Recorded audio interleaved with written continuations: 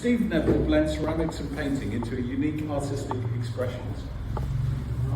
Disruptor? A potter, painter and disruptor. Basically, I do ceramics, so I'm a potter, and I also paint and draw. And a few years ago I had an exhibition called In Search of a Happy Accident, because one of the things I've found when you're painting or drawing is when you approach a piece of paper with intent, it never actually works out the way you expect it to. A blank canvas can be a very intimidating thing. So the idea is approaching the paper and you draw a line, but where do you put the line? So you can start over here, you can start here, you can start in the middle. And what I generally do, I start with some beautiful, lovely shapes, creating whatever it is I'm copying. And then I tighten up down to the corners. And then I stand back and I look at it afterwards and I think, what the bloody hell is going on? What I want to do is I want to do something nice and simple that people understand and I feel comfortable. And it doesn't seem to work that way. So, in Search of a Happy Accident, what I did is I got larger brushes. And I thought, if I get larger brushes, then what I'll be able to do is I'll be able to create simpler work. And the idea being that I wouldn't actually be able to go all wiggly and squiggly. Galleries say to me, we really like your pots, but they're very quiet because the things I make are quite simple shapes, and I like the idea of a simple shape with a very quiet glaze inside it, and maybe just a bit of decoration worked into it rather than worked onto it. With glazes, I was trying to find a way of putting the two together so my fancy squiggly lines would work on pots. And it didn't. I felt the easiest way forward was to go back to first principles, hence the larger brushes. So, I don't know if anybody's been out to the library recently, but I've got some pieces over there, and I used a 4-inch paintbrush. And I made sure that I used nothing less than a 4-inch brush, because with a 4-inch brush you've got nice big strokes, and you can't do this kind of twiddly little stuff, it doesn't work. Moving on from that, I was trying to reference that work, which was quite colourful, into my ceramics in the past, and that didn't work either. I went back again and had another look, and I decided that possibly Chinese brushes would be the answer, because they worked for thousands of years. What I found was a simple line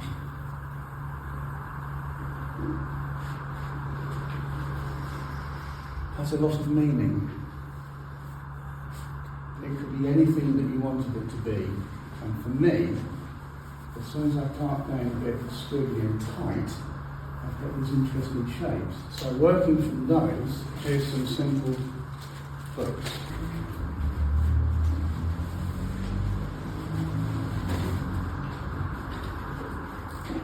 I don't know what anybody else sees in there, but to me what I can see is I can see a depth of line and simplicity. So from that, it's getting shorter by the second. I took that and settled on red. Put all the money on red. So then just a simple mark.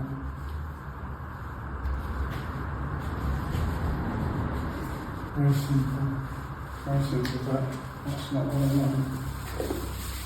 So I've ended up producing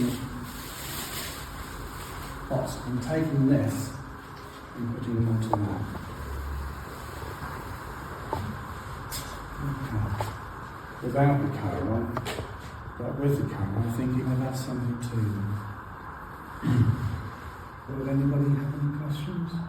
I was like, because when you were talking about, you said it didn't work quite a few times.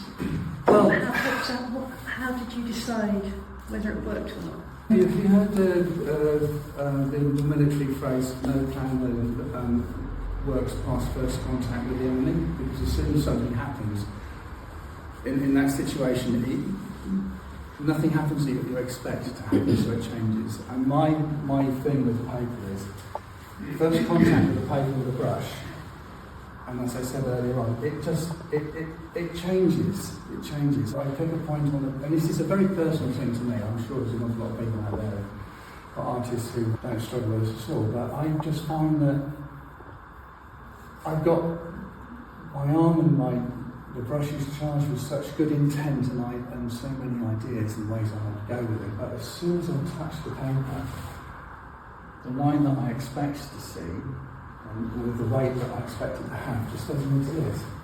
Trying to get away from this overcomplicating and making horrible little marks, which actually I still do, and sometimes they have bearing and value, but just trying to go to simple strokes, because I don't want to paint complicated and unusual and interesting pieces, but because I'm looking for that very simple line that, depending how well the brush is loaded, you can change what's going on with the line anyway without having to work too hard.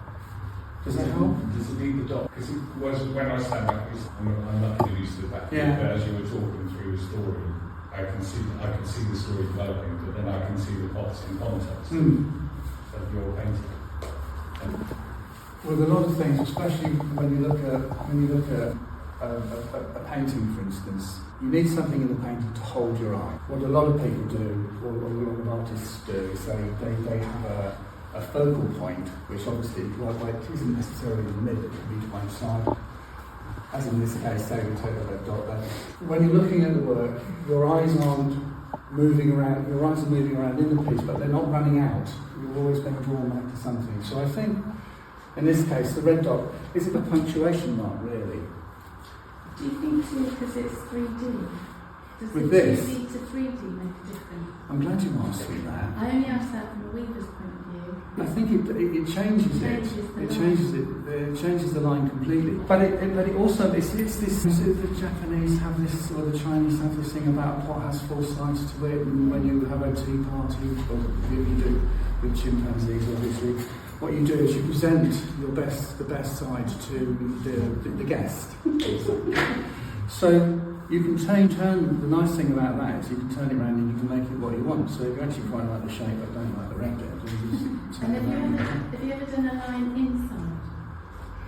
Yeah, not inside these, in bowls. In bowls, sweeps inside bowls. Can I say our brain is very unique. Each one can receive so many ideas. I think you're right. Are you left-handed or right-handed? Left-handed, which Right. is... Put your brush down in your left and just use your right. I think your left has got too used to it. Yeah, we used to do that. Which are you, handed or left?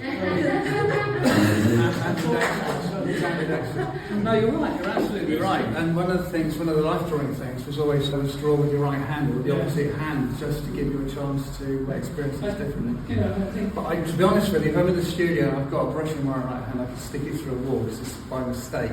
I love the discussion about the confidence of sort of, putting something onto paper in this instance. How do you wrestle with the fact that know when to stop? That is an excellent question, especially when it comes to abstract. It's very difficult. I have a friend, I went and visited a friend she was doing a class actually in town. I didn't realise, dropped in and said hello. She was been painting for 10 minutes and she had a beautifully drawn piece. Very simple, not very colourful. And I looked at her, I said, "You stop." And she said, "No, I can't." I said, "Why not?" She said, "I've been doing 10 minutes." I said, "How long do you think you have to do it?" She said, "Well, I'll do it all round." I said, "Yeah, but you have the 30 years before leads up to this 10 minutes on the paper, surely." So I saw her a couple of weeks later and I said, "What did you do?" She said, "Oh, I really did." I always thought to myself, if that day I have a very good sleep and my condition is very good, it will be played differently. Yes. So what we paint and do is not only doing, it's the whole being. Yes, I think that's very true, yes. Have you read Francis Bacon on mark making? No, I haven't. You must read. Really? He said that there's a point at which every mark has to become an illustration of itself. Yes. And so you need because that might help you. Thank you. I just wondered if you had any personal connection with Japanese culture and It's Japanese interesting, isn't it? philosophy. No, really, no, not at So all. I But was it's very thinking about the strange. philosophy of the Aichi, which is Yeah. No, that's actually not Japanese. Okay, so there is a sort of Japanese-Chinese influence on my work, and I'm desperately trying to get away from it. I think the Japanese and the Chinese are brilliant without me having to copy them. They don't actually need me to make what they make. I need to But I think make what I I've want read to make. about it because I think that But, would well, inform your yeah. use of the line Yeah. as a single Yeah. moment in Yes. time. That philosophy of being, so that relates to that. No, I think making you're right. as being now. But That moment, which, in your line, Yeah. that's the act of creation, Mm. that moment of breaking, the moment of contact with the material, the surface, between the surface and the material, which makes that mark.